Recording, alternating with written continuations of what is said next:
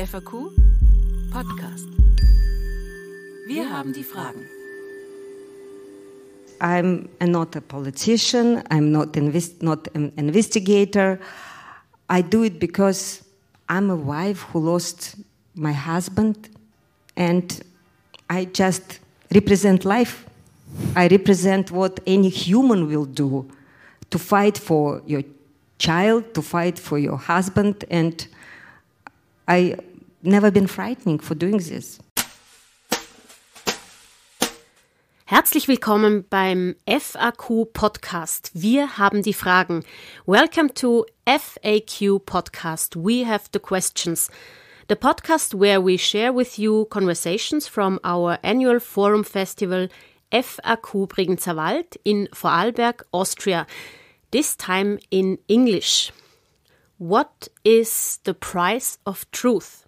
The answer to this frequently asked question weighs particularly heavy on Marina Litwinenko.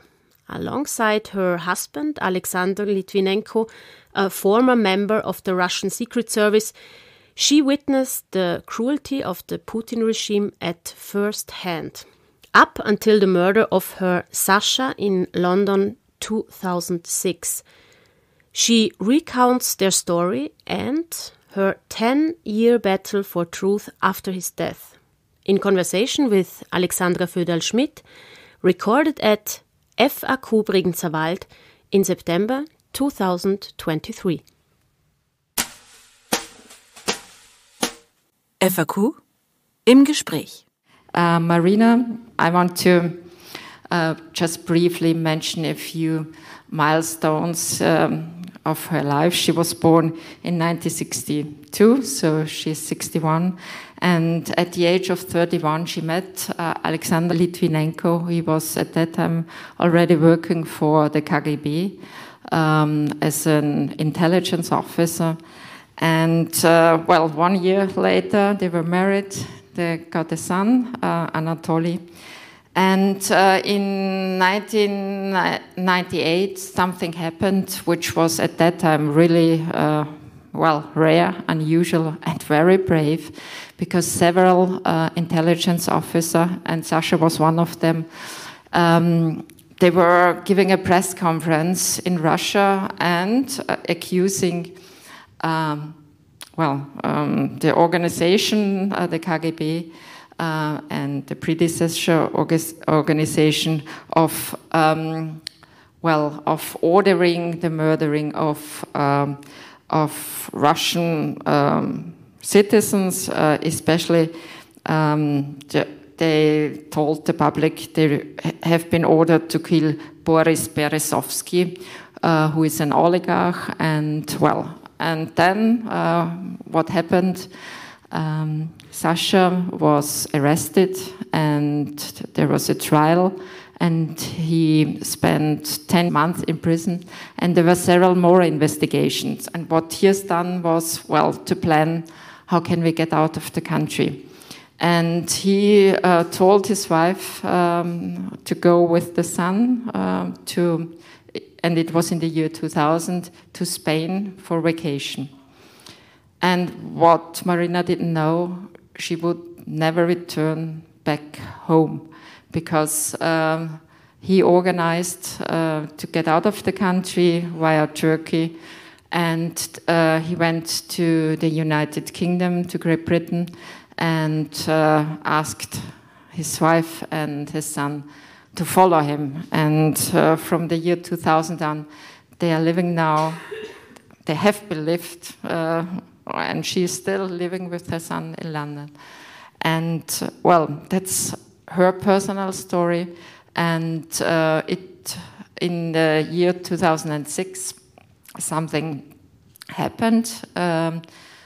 Sascha met some former colleagues in London, and what he didn't knew, that they had not coffee like in Austria, which is normal. They had tea at tea time, and at that occasion a radioactive element, polonium-210, a very expensive poison, was put in his tea. And he struggled for 22 days, and then he died. And I'm sure most of you have this picture in mind, a pale man without any hairs in the hospital bed with this blue typical coat. And, this was Sascha's and Marina's story, and it was the beginning of a bitter fight for justice. And it took her really 10 years, not months, 10 years to get an investigation in Great Britain. And after that, court said, probably Putin was behind everything and ordered the murder of her husband. And in 2006, it was really not usual to talk about Putin as a criminal, because at that time he was regarded as a statesman. He was welcomed on global stages everywhere. And still, Marina fights and calls out for justice. And, she is the person who can tell us more about also what is going on in the opposition scene today. So, welcome, Marina, on stage here in Bregenzerwald.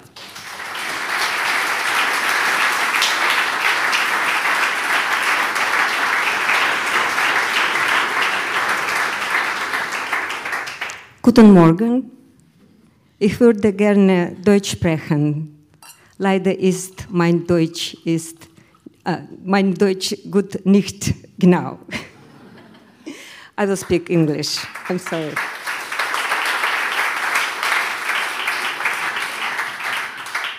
Thank you very much, Alexandra, for introduction and say in a few words of this long story and changing my life forever from being a dance teacher in Russia and became a person who fight for justice in the UK for her husband, for my husband, and now talking more about Russia, about relationship between Russia, UK, and other countries, discussing about oppositions.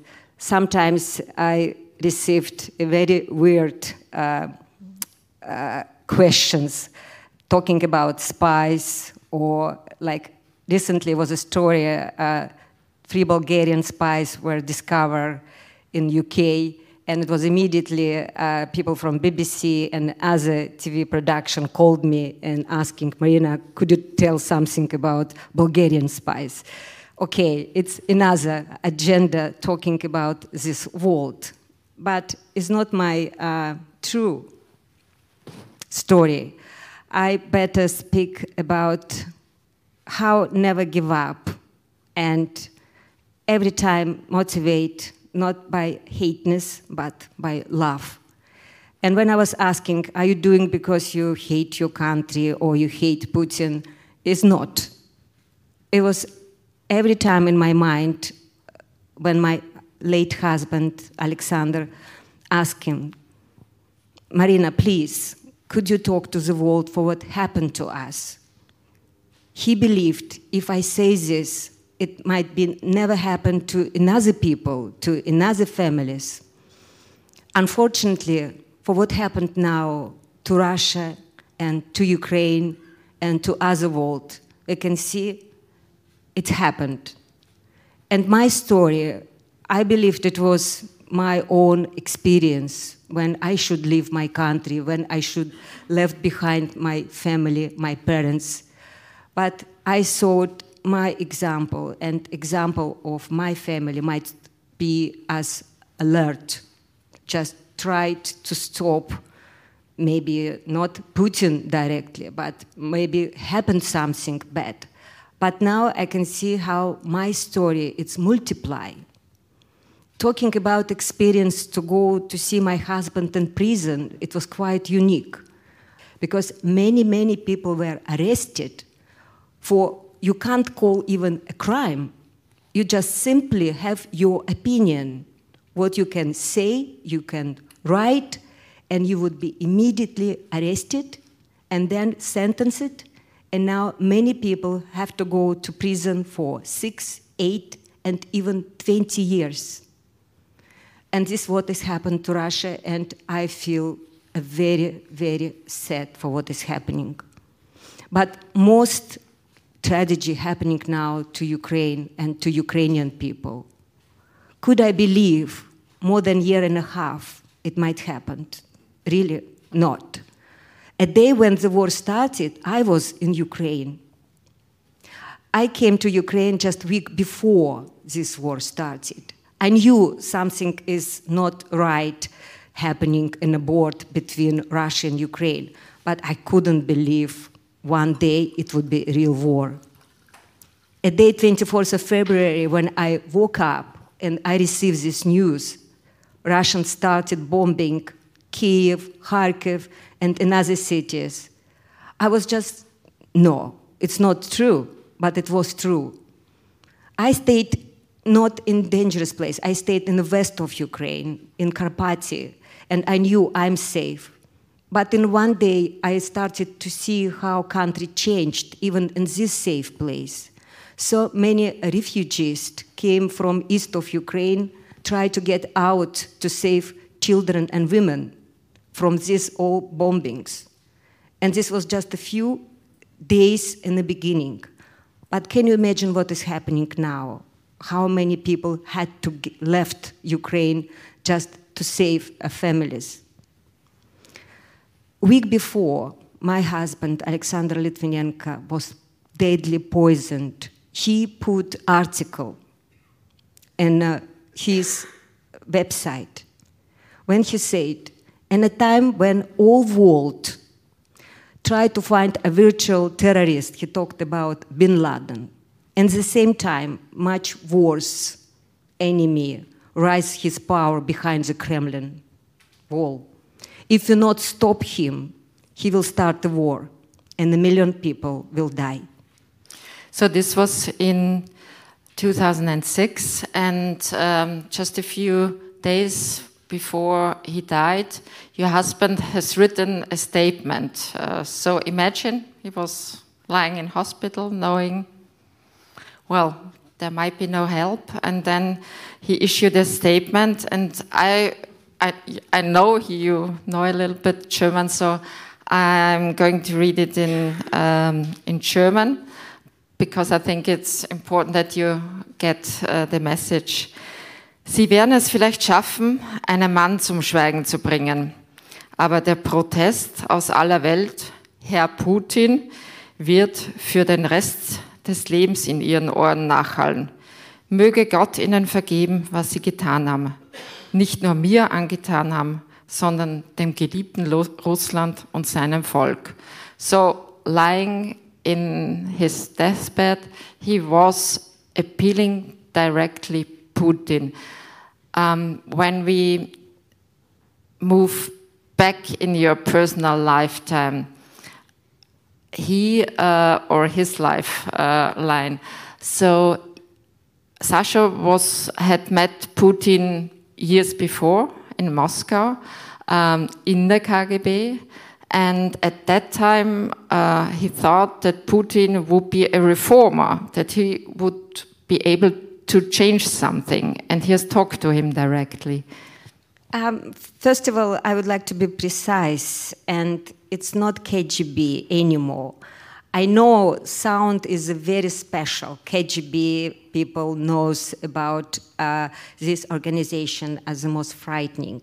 But in 1991, when Soviet Union was collapsed and now never exist, we have Russia and many different countries. They before in Soviet Union, but now it's independent countries. And KGB was reformed. And this was some hope with the reformation of KGB. It's going to be a new country. And my husband, Sasha, joined this quarter office when it was already no KGB. I mean, he never been as a KGB. It was FSB. Yes, and it was a few names before it became well known for now FSB. And in 1998, when this internal investigation, what you mentioned before press conference in 1998 happened, and former director of FSB resigned, and new one became Putin. And this was time when Alexander still believed of change of this system. He knew about corruption, he knew about this even more serious crime. And meeting Putin, it was suggestion to meet Putin as a new director FSB and discussed about this. Alexander knew Putin is not person who will make any change.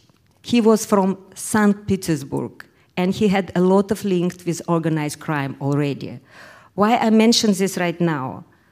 Putin became president of Russia with a very serious background, and not only as a security service, and at a lot of criminality, at a lot of connection with organized crime. And meeting Putin was crucial because Alexander just shows to Putin all what he knows, and it makes him as a target after that. Because it was not only press conference why he was punished and put to prison, and this meeting to show his knowledge for what he knows about this corruption system and FSB. And has he talked at home about Putin, and has he called him a criminal at home? When he, after meeting Putin, my husband was a little bit confused. He didn't see any strong man in front of him. He said his handshake was very soft, and he didn't look to Sasha's eyes during the talk. And actually we can see it now. It's when Putin is talking, he's always looking down, but not directly. And he didn't see maybe dangerous from Putin at that time, because he didn't look as a strong personality. And this was then the reason why they organized this famous press conference in 1998. So just a few months after he has talked to Putin. So he lost immediately his faith in this person, that Putin would change anything for the better. Yes, he didn't believe to Putin as a person who might reform anything, but many people in Russia still believe everything that happened in 1991, it's going just forward. It's not going to be back. It's going to be back to Soviet system. It's not going to be to all these restrictions. And my husband, Sasha, believed is this another power, not only security service. And if you try to fight against security service, you might have support from business, from politicians, but unfortunately it was illusion. Knew Sasha that he is in danger, even in Great Britain. You got political asylum, you became British citizen. Did he know that he exposed himself? I think one of his last articles in Excel was saying that Putin is responsible for the murder of Anna Politkovskaya, the journalist. I think this was one of the last public appearances of Sasha. Yes. Moving to UK was not planning, not for me, not even for Alexander. When we met in Turkey and discussing where we're going to next, first plan was going to United States. And what was reason, we met some lawyers, immigration lawyers, and even more, we went to American embassy in Turkey, in Ankara. But we've been asking to wait because in the same time it was a presidential election and George Bush and Gore being fighting for vote in state Florida, and Americans were not so much concentrated to take somebody as a political refugee. But being in Turkey was quite dangerous, and we moved to Istanbul and still discussing where to go. Why not to United Kingdom in the first place? Because Tony Blair didn't want to have any problems. He still have a very good relationship to Vladimir Putin. They called each other as a friends, and it was Tony Blair who introduced to international club Vladimir Putin as a new president, as a very promising. Of course, we remember Yeltsin, old, ill, sometimes or always drunk. It was not a very good example of president of Russia. And on his background, Putin was a young, sporty, speaking German, and this was a lot of things for Putin. And when it was discussion, maybe some Russian will ask political asylum in UK, Tony Blair was so much against. And when we landed in London at the end, I think it was some kind of headache for him. And we received political asylum not straight, not even in months. We should wait almost 11 months. And it was quite nervous because Sascha was every time thinking he might be extradited.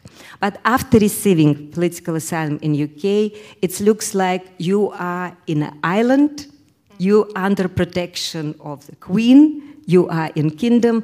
It's not Sascha was a naive, but this was kind of safety feeling being in UK.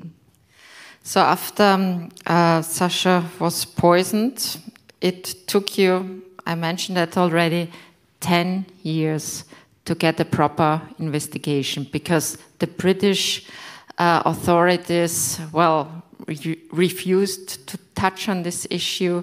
They knew it would be complicated. Well, there would be some diplomatic problems. So what kept you in this long period to go on, to fight, to find lawyers? And it was also, a financial question, because the burden was, not easy to bear, I guess. I would correct you a little bit, because it's not so simple. This is different part of this story, who been in my side and who was not in the opposite side, but tried to prevent. I wasn't talking about British government. But police, Scotland Yard, the justice system, they've been on my side. And I don't know why, but I was really lucky every time meeting people who decide to do this. Even pro bono, like my lawyer, when I say to him, unfortunately, I can't pay you because we lost financial support. And he is a very high-profile lawyer in UK, Ben Emerson. But he told me, Marina, I would be the last person who will leave you. Because everybody had been determined to bring the story to public. And when police investigated this case, they always tried to be outside of political discussion. And when they asked them, could you prove is the Russian state behind of this crime? They always say, no, we can't say this. We investigated this crime. They discovered polonium, but it's not them who might blame Russia of committing this crime. It takes me 5 years since 2006 to give them more chance to investigate better. Why? Because it was a very strong link from Germany. In Hamburg, when second suspect, Dmitry Kovtun, traveled from Hamburg to London, they found a trace of polonium. And this was investigation in Germany for 2 years, but they closed this case. I don't know for what reason, but they said this because it should be closed. But we have some extra evidence what gives police to make this case like very, very proper investigated, is using all scientific help from everywhere. And 2010, 2011, and other things, I will say, now we included politics. When I'm meeting politicians in UK, they still believe Russia might change. In 2008, it would be last period of sentence, it would be better sentence, but for Putin to be president of Russia. And after that, democratic election, and it's going to be a different president. And they believed it might change. And extradition, Lugovoy, might happen, and proper justice. I think we have to mention who is, you mentioned Lugovoy. Lugovoy and Kovtun, these two men who my husband met 1st of November, and it was proved they used this radioactive polonium and they put it to teapot, and what Sascha had. And one of them became then later a member of the Russian parliament. Yes. They were never, And it happened straight after he was being named as a main suspect. He became immediately a member of parliament, like a graded. And this was, I tried to explain why it took so long. It was not just like a whole system was against me. And when we call for inquest, is this kind of justice system in UK where can you take a case without suspects, but you can see all evidence, all what police found it, and why we call these people the suspects. But we started to fight with my lawyers against British government because they didn't want to make this process public. They wanted to close it. They wanted not allowed press to be in this process. And how does it go? To make it narrow. Just discussing about cause of death, but not who behind of this. But what we actually wanted, to bring this case to public and discuss who behind of this crime. And this takes some years. After that, after 2011, with changing judge and moving from inquest to public inquiry. I just don't want to make you be tired to listen to this all long process. It might be another book to write about. But and actually, in very expensive Poison, Luke Harding made a brilliant job to write this all about. And finally, we get public inquiry. But it wasn't easy. I needed to take Theresa May, who was head of Home Office that time, not a prime minister, to the court because she refused to give me my right for public inquiry. And this was exactly what you mentioned. One point was it might destroy a relationship with another country. I don't know what was it another country. But at the end, the judge said, well, probably Putin is behind. When was, or was there a moment when you decided, well, the only thing I have to do is to speak out in public, to publish a book, Death of a Dissident, together with Alex Goldfarb, that's your legacy, your duty to speak out, and to speak out directly, and to repeat in public, Putin is a criminal, knowing that you put yourself in danger. I've never felt I'm in danger because I'm not a politician, I'm not an investigator. I do it because I'm a wife who lost my husband, and everything what I'm saying is true. And because people still be interested of listening this and asking me for what's happening, I'm open for this. And for all this time, I've never felt any problem, not in UK, not in my travel, not in my speeches where I'm going to, hopefully. And maybe because I have a different roots, and I just represent life. I represent what any human will do, to fight for your child, to fight for your husband, and I never been frightened for doing this. But it's a high price which you have to pay because, well, when you travel, you not travel with your real name. We have especially security here. You might have recognized that. You're not officially part of the Russian opposition, but nevertheless, with your way of discussing the issue, showing the Putin system, talking openly about the mafia state, that's brave and courageous. It's exactly what you said. It's a legacy of Sascha, of my husband. I can't be as professional as he was. He might be more helpful to discover all this communication between Russian state people with crime people. I can't do it.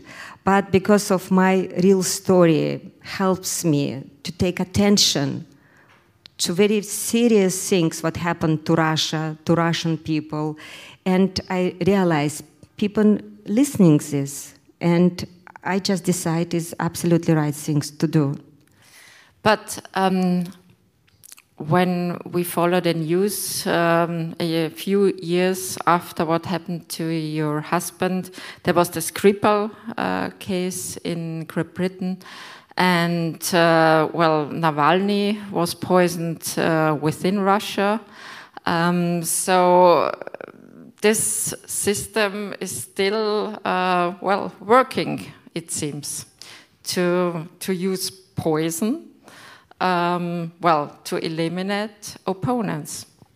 It's exactly what makes me feel very disappointed. To bring a case of my husband to the court and make it very public and receive this verdict with the name of Putin, director of FSB, Patrushev, didn't make people to understand how the Putin system is dangerous. And when Skripal happened in 2018, I was really devastated because not only Skripal and his daughter were attempted to poison. In few months, is a British citizen. It's a woman, George, in the same city, Salisbury, just died because Novichok, this is nerve agent, was in some like a perfume bottle, and this innocent woman just used it and died. And this is exactly how these people reckless and how they will do anything without thinking how many other people could die. And actually what they are doing now in Ukraine, it's the same. And Novichok was used against Navalny as well. And another thing we see is this form of officially death, which are officially declared as suicides, and it also happened to a man which was heavily involved in Sascha's case, to Mr. Berezovsky. He, it was said, committed suicide in London, but you never believed that. I've never believed, and even more, one quite interesting agency, BuzzFeed, maybe some young people particularly knows this investigative agency. They found more than 10 deaths in London. They found they are linked to each other and they linked to Russia, and this not only Russian citizens, and most of them just suspected. And unexplained. And one of these deaths is Boris Berezovsky as well. He died in 2013 in his house after losing his case against Abramovich, and somebody decided he was so much depressed and devastated. But I think it was a good time to kill person and say it because he was depressed and devastated. It's not just my opinion, but police investigated this case as suicide. But in Quest, what I said, this is open, like research of evidence, didn't find is this just a suicide. And now we have an open verdict. Boris Berezovsky might be killed, or maybe he committed suicide. And this was 10 years ago. Yes. And in the last few weeks, there were a lot of public discussions about, the Wagner clan and what happened to the boss of the Wagner clan. So do you think this was a special mission ordered by Putin, who said, no, I'm not responsible? Of course, Prigozhin, yes, of course, Prigozhin, head of Wagner, now disappeared from our attention, and many people believed he was killed. And I'm sure it was agreement with Putin, because for what Prigozhin did in June, just 2 months before, we believe he was killed. He humiliated Putin. He did show he has a power to do something different. And everybody knew he would be punished. Yes. But this was not just him. There were also other passengers on the planes, not only Prigozhin. So it doesn't matter? But it's exactly for what I said. They don't take any care about anybody around. If they could be used polonium and somebody would be poisoned, but less than my husband, again, they just don't care. And when they used Novichok, this British woman died. And when they used against Navalny, again, it might be somebody felt not so good. These people don't care. But is it just Putin? Because I remember you said during our talk at the Burgtheater, it doesn't matter if Putin disappears, the system is still in charge. Yes, when we're talking about Russia now, it's more like a Putin system. But this system built as a vertical. And of course, when Putin on the top of this vertical, it's quite strong for now. But if you take Putin out from top, we don't know how this vertical will survive. But people who surrounded him, there are maybe not be possible to keep this vertical as a Putin. And this is all unpredictable, who might came after Putin. But I think it's a very wrong message. If not Putin, it would be somebody worse. But my question, who might be worse than Putin after this war in Ukraine? Nobody. And now it looks like anybody, but not Putin. But Western politicians are still thinking there might be some form of democratic change. Today there are elections on a regional level in Russia. So do you see any figure who would have the chance to get the next leader? Who is the leader of the opposition? Is it Navalny, or is there anybody else living in exile? Until Putin in charge, is not any democratic election at all. And everything what is happening now in Russia is farce. And people might show they're going to elect somebody, but it's everything already done. If it's not Putin for now, I might say it might be even more difficult period for Russia, because it's time of the war. And now when a military office in charge and very strong, it's a very likely might be not a junta, not a dictator, because it's never happened to Russia before, but it might be charged somebody from military office, like this. And before became better, like a democratical election, and people from opposition became a leader of new Russia, it takes time. But it should happen, because anybody who came now after Putin will ask for peace and for negotiation with the West. For what is doing Putin now, he doesn't happy to negotiate, because he doesn't want to show he's weak, and he need to be just put down. And any other person, I'm sure, will start this process of negotiation and peace. But from a Western perspective, I have to admit, nobody knows exactly how many Russian soldiers have died, but there must have been thousands, and there are families. But still, at least from, I say it again, from a Western perspective, there is not a lot of, at least in the public, disappointment or outrage, nothing at all. I would mention two moments. First of all, Russia doesn't have experience of democracy at all.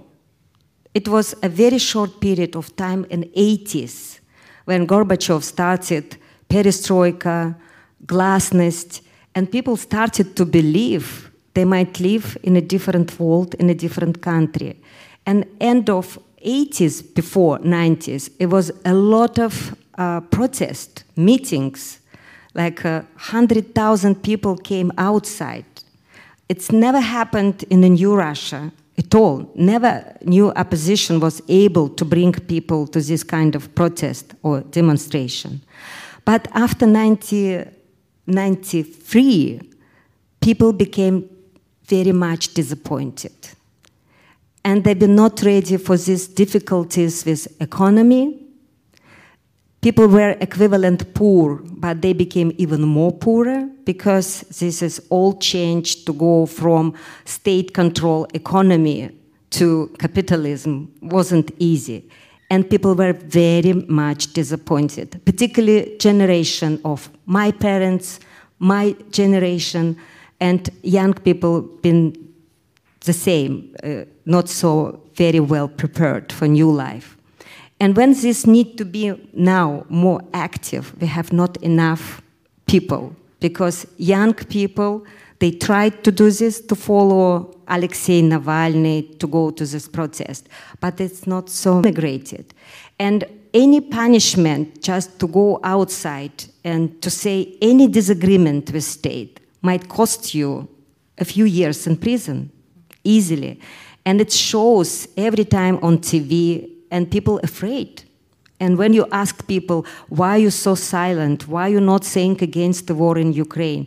You understand why. Because they would be easily sent to prison. And this is, and another thing, what we said, Russia is an aging society. And aging people, old people, they're better for stability, even like that, with Putin.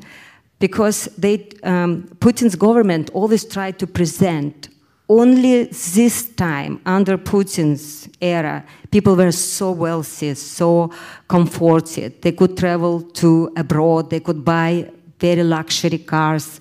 But it was not because of Putin, it's reforms what been provided before Putin. And Putin just became successor of this reform. And of course, very high price of oil and gas. Why they been this so wealthy for all this year? But not this money been invested to economy. And now it's all dependency from oil and gas. And new sanctions just shows one day it will be very bad period of time for Russia.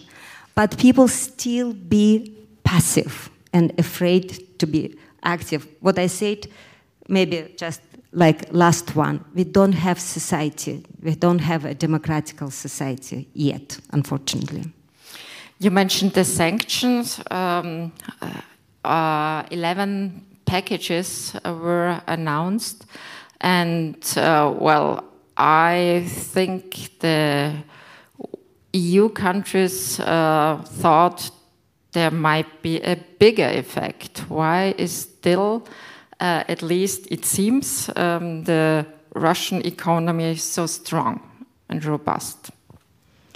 First of all, sanctions couldn't make this very quick effect. And this is why this problem. Sanctions been started because of this war in Ukraine. And everybody believed it need to be immediate effect. But of course, it didn't happen. It might happen in few years. Maybe in 2025, economy of Russia would be suffered a lot. But for now, it still have some kind of reserve. But sanctions for me was more just like to show we are against the war, we need to react, and we do these sanctions.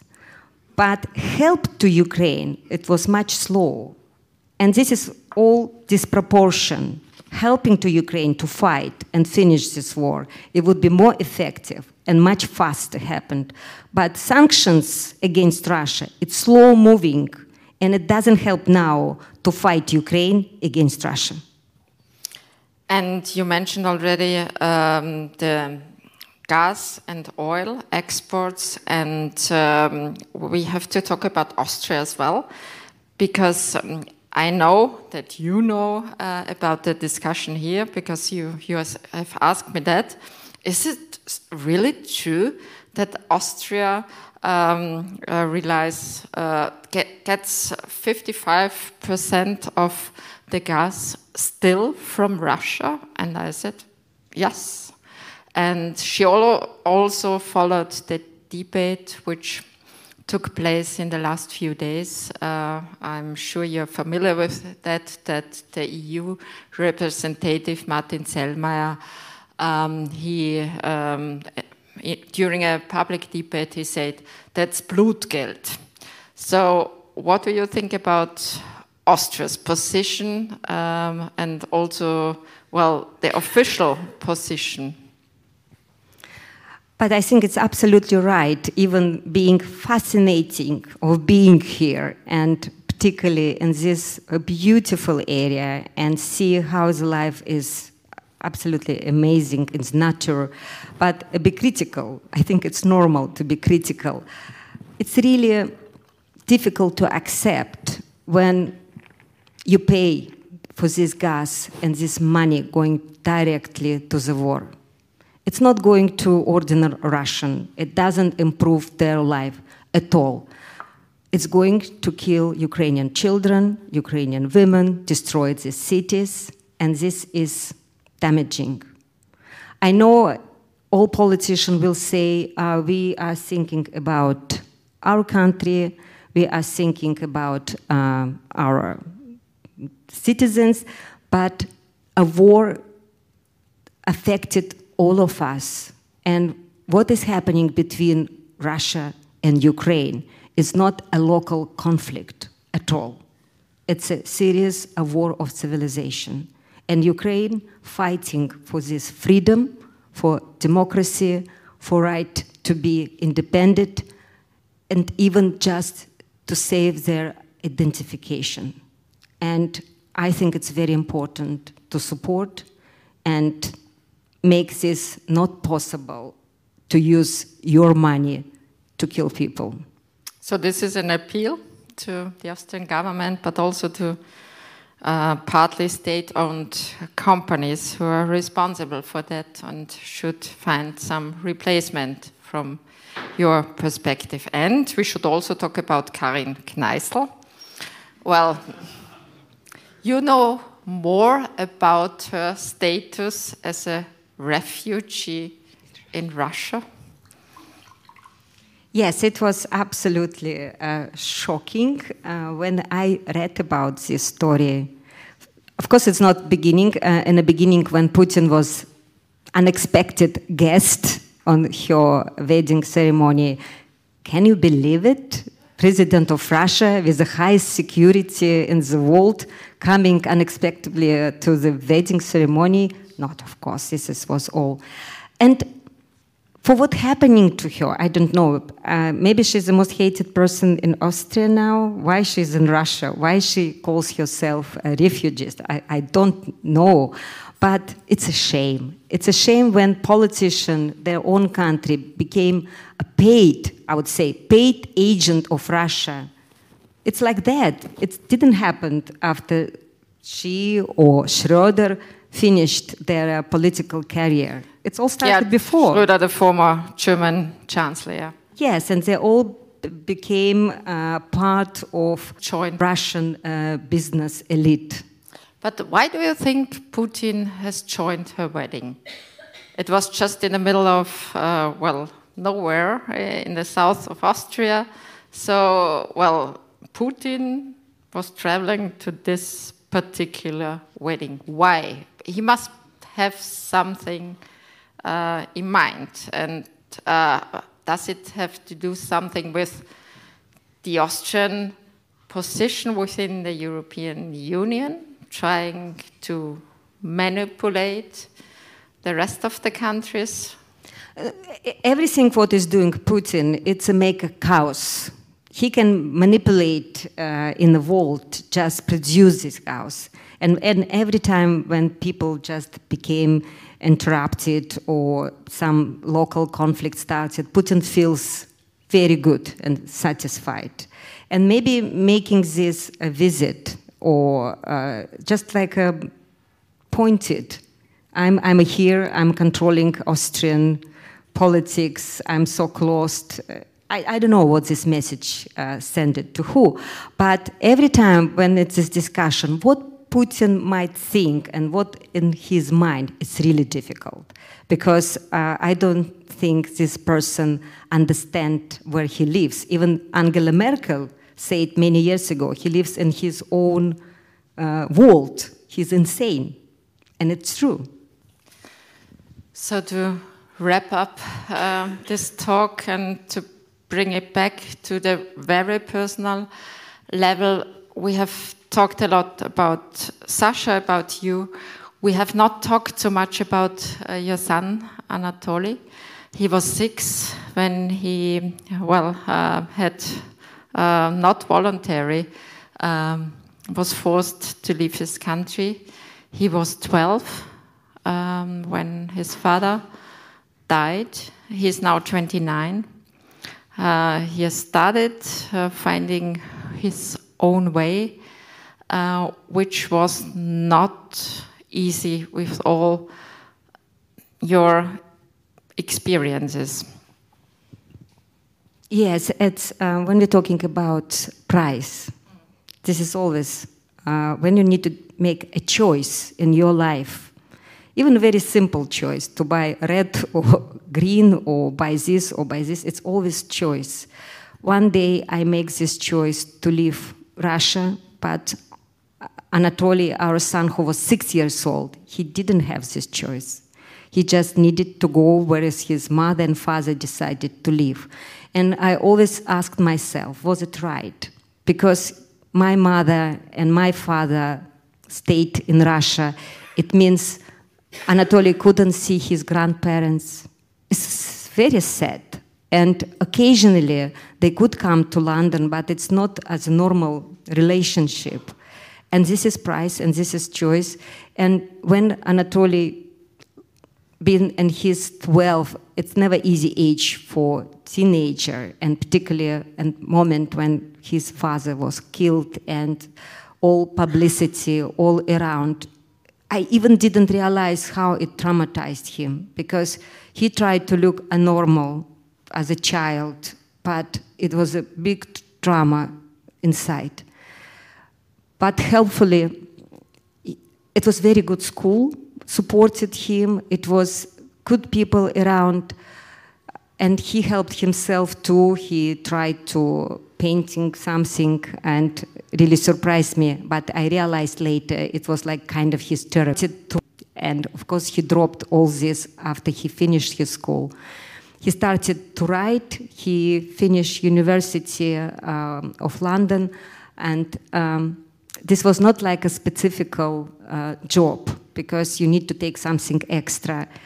But after doing some practice with law firm and doing job with a journalist, he finds his way. He's working for a law firm, and I think his father would be happy to see him, because it was always for two of us, for Sasha and for me, when he said, Marina, I know it's difficult to change life in your certain age, but for our son, he will live in a freedom country and he will have a brighter future. For what said Sasha. And I promised to him I will do it for our son, and I hope Sasha would be happy. Thank you, Marina.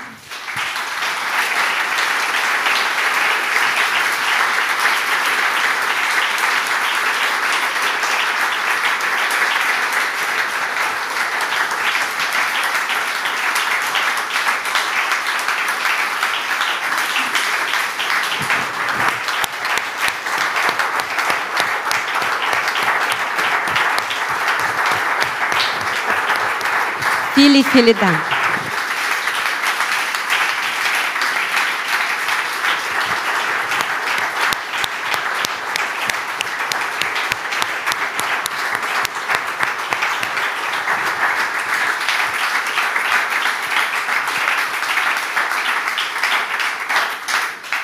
Yes, the price was high, so thank you, Marina, for sharing your personal story and your insights with us. Thank you so much, and thank you that you have been here and listened to her and to her story. Thank you so much. Gesehen hat, im Burgtheater haben sie zumindest angekündigt im Casino, dass das Theaterstück ein sehr teures Gift auch in der kommenden Saison nochmal zu sehen sein wird, wer die Chance hat. Es lohnt sich. Und wer noch mehr wissen will, dem seien die beiden Bücher empfohlen. Von Luke Harding, A Very Expensive Poison, und Death of a Dissident, an dem Marina selbst mitgeschrieben hat. Schönen Nachmittag noch. Vielen Dank.